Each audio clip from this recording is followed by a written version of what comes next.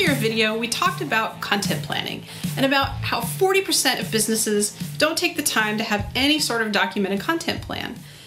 To me, that's a differentiator. That's an edge that you can get in the marketplace, regardless of your industry, is just have a simple plan and write a few things down and know your goals at the end of it. Then all that content hard work begins to pay off. So what comes next? What if you've written down your ideas, maybe formulated it into some sort of plan around a number of clicks or potential customers that you bring in, or even land new customers?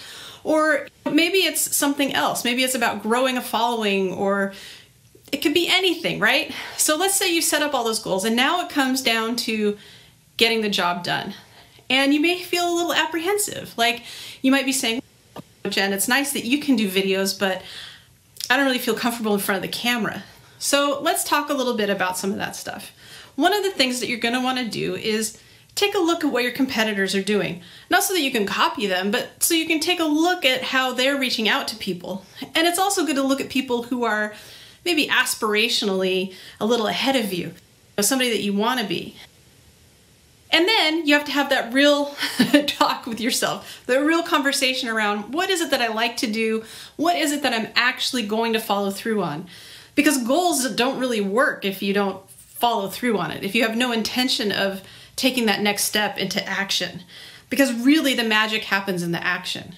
So what happens if you go out there and you see everybody has videos and you're like, I don't want to have a video. This makes me super nervous. I don't even know about looking in the camera. What do I have to do? And the truth is, just get started. So when I first started doing videos, I was like looking in the wrong place, doing all kinds of talking. It didn't make a lot of sense. So what I did is, admittedly, I got a little discouraged. But then after that, what I would do at that point, I was doing a lot of Facebook Lives, and I would do a Facebook Live and set it to private. Then I felt like I was actually doing a Facebook Live, but nobody could see it. And it was like making that deal with myself of, okay, I'm doing it, and if I really mess this up, nobody can see it. And over time, I would do that, and then I would go live for real. I would just let her rip. I would do the same thing on the podcast. I don't do a lot of scripting. I get the ideas roughed out and I figure out what I want to talk about, but I don't like to read off of a teleprompter or anything like that. I think the key here is to do whatever it's going to take for you to take action and be comfortable doing it. For example, you can do things like record yourself using QuickTime or any sort of program. For the most part, even Zoom, you can record yourself and then take a lot of takes. Take your time doing that, and that's what you can do with your videos. If you don't like to create Canva images and all of that kind of stuff, it's really good to get somebody to help you. If you don't like to write your social media posts, find somebody to help you with that.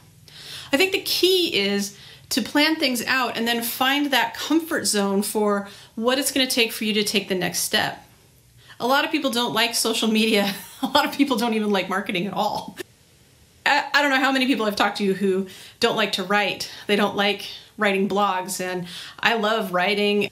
I love talking. I love all of it. I think it's super fun. And I have to acknowledge that not everybody is like me. What you need to do is work on the things that really make you shine, that make you happy. If it's being a guest on podcasts where you can talk about things and people are asking you questions in a conversational way, do that. The point is, take action in the ways that you feel comfortable. And if that means breaking out of your comfort zone a little, then you might have to do that so you can be on social media at all. And then get the help that you need to work out all of the other marketing tools and bits. If you do a video because you don't like to blog, then make sure that you have captions and include the transcript on your blog or on your website if you have one, because those kinds of things not only help with accessibility, which is really important, but they're also including the text. Some people like to read transcripts, and the text, let's face it, also helps with search engine optimization, getting found on Google. So I hope these things are all helpful in telling you that the best thing that you can do is just get started. Plan it out, but don't get stuck in that planning mode. Make sure that you take it to the next step, which is action. And if you need any help, feel free to reach out. Thanks.